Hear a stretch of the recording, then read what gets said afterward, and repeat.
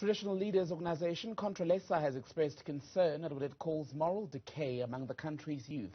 That's as South Africa marks Heritage Day today. Joining us now to talk about this is Contralesa's General Secretary, Zolani Mkiva, who's joining us by Zoom. I believe, Mr. Mkiva, very good afternoon to you. Happy Heritage Day.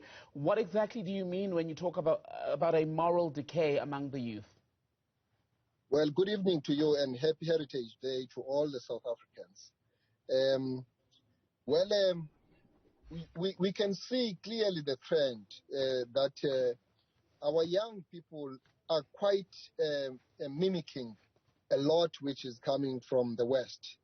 And that manifests itself through the way they dress up, following the trend of wearing, these labels which emanate from the West. And also the fact that they will also consume a lot of expensive, products, be it vehicles, be it alcohol, be it the way they do their socialization and networking when they go to these parties that are opulent and which really lack resonance with the old ethos of Ubuntu. So we believe that something ought to be done to conscientize our people about the importance of going back to their roots and going back to who they are in essence. That journey of finding oneself and finding one's society and begin to do things that resonate with the African culture and have a sense of patriotism and uphold, wholeheartedly the African culture, as it were. Also, including the way we dress up and so on and so forth.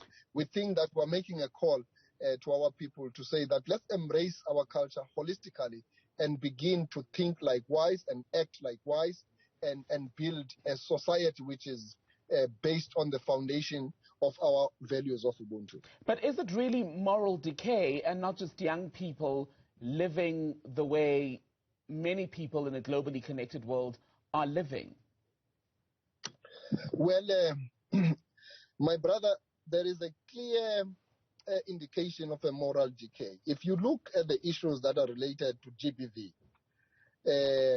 it is also one way of looking at it, that certainly the manner in which our people are acting, it points to an issue of a morality gone wrong. And there are many examples that we can make in this instance, except those, including those that I've just mentioned to you.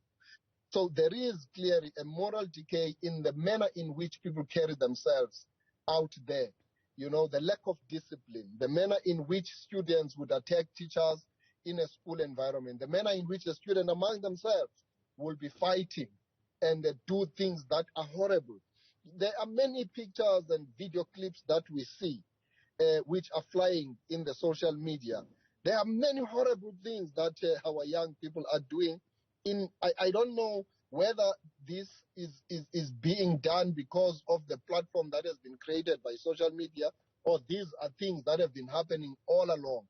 But now they are really manifesting and they are really trending in social media platforms. Izinto nje ezingamasikizi, izimanga ekunzima nokuthi ungazicela ukuthi ngezi zintoni, kodwa ndizibeka ngesintu ndisithi ngamanyundululo amanyala abonakalisayo into kokubana ikhona ingxaki ekhoyo. So clearly there is a issue that is pointing to moral decay. But what we are proposing is that we need clearly an African-centered form of education in our country in order for our young people to learn both from their homestead, but since they spend most of the time in schools.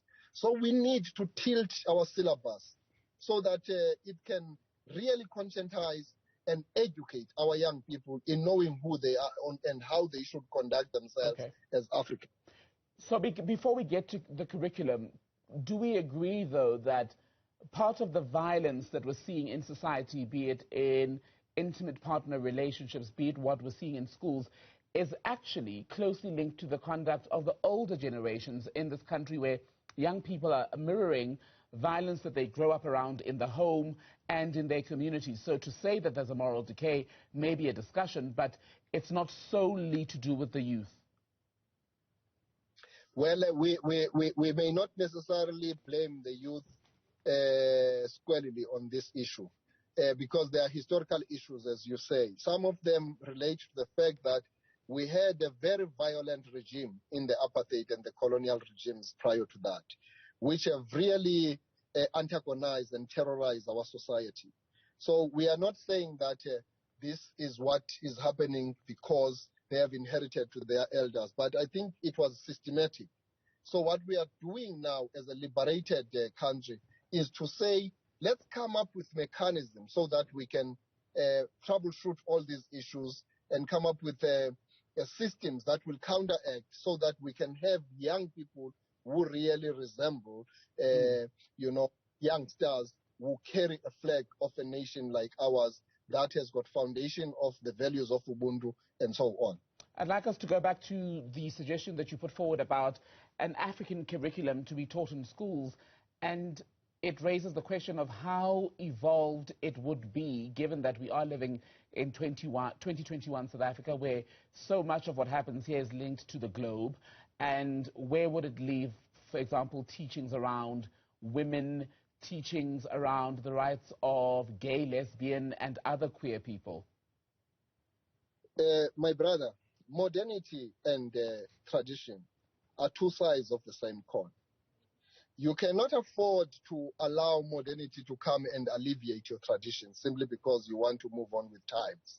You need to strike a balance because there's a lot of intelligence that is entailed in the traditions as well as our heritage. Actually, it is still underexplored, what we call the indigenous knowledge systems. We ought to go back to those systems and make use of them because there's a lot that we can learn there to improve our lot and to improve policy perspectives and policy direction. So it is tradition that actually empowers modernity. Then modernity has a task to learn and draw lessons from tradition also for it to improve. It's not a question of one or the other. You understand? Both of them ought to be carried at the same time, and you strike that balance because these are twins which are necessary when you run society, because you will lose a lot if you just focus on artificial intelligence, for instance, which is the buzzword now. You need to balance that artificial intelligence together with the heritage intelligence as well as cultural integrity, not negating even the traditional protocols. So and then we are considerate of certain things that are happening which are really latest approaches. We're not closing the door on those. As long as they come in within the framework of our cultural makeup and cultural outlook as a people. Because they must not come in to destroy our design of living. They must come in order to improve our lot and to improve our performance and excellence. You understand? So from that perspective, I want to emphasize that modernity and tradition are two sides of the same coin, and we should look at them like that. Let me ask you then, as a parting shot, about the work that you're putting in to realize this ambition that you have for the country. Are you pushing behind the scenes, lobbying government to make it happen? Well, we're not only lobbying, we are really engaging with the government and sharing the ideas, and certain things are happening, and it's just that the pace of implementation is very slow. If you look into the pieces of legislation in this country, you have a lot of them that are very progressive. And actually, even the policy, we are very rich with very good policies, and only few policies that we have to do away with. But in the majority of cases, we have good policies. The only issue is the implementation. We've got Matupili, for instance, which is a good thing that says put people first in whatever you do in terms of administration, in terms of public service, in terms of service delivery. But it is not happening, you understand, in the manner that it ought to happen. So all I'm saying is that what we need to focus on now is implementation, implementation, and implementation. But I want to emphasize that be that as it may, we ought to be very vigorous in terms of coming up with a trajectory that is more Africa-centered, which can conscientize our youth about our history, about our heritage, and also about the importance of being original and independent as a people. If you go to China, China is now a superpower simply because about 60, 70 years ago, their leadership took a decision that everything that they will do will be based on a Chinese way of doing things. That's all we need, and that's a winning formula for any society, particularly us, which we are a continent with its own uniqueness, with its own antiquities. All we need to do is to take stock of what we have from a point of view. Oh, goodness me. I think of indigenous knowledge systems and African wisdoms. Mr. Mkiva, thank you very much for that great recovery there on your camera that I believe fell. Mr. Mkiva, Zolani Mkiva speaking to us on behalf of Contralesa from his car in Johannesburg on this Heritage Day.